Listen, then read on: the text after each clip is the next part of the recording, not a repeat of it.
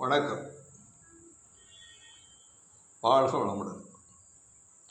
சதயம் 3ஆம் பாதம்.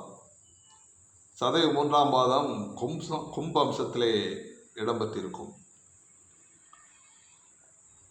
இந்த நட்சத்திரம் ராகுனுடைய நட்சத்திரம்.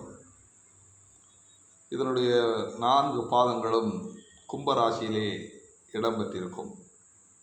கும்பராசி என்பது சனியினுடைய ஆட்சி வீடு. அந்த அடிப்படையில் சதயம் 3ஆம் பாதம்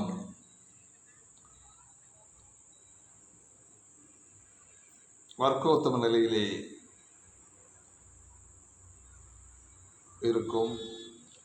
இவர்கள் நல்ல குணம், நல்ல செய்கையுடனும் பிரபல நோக்கங்களுடனும்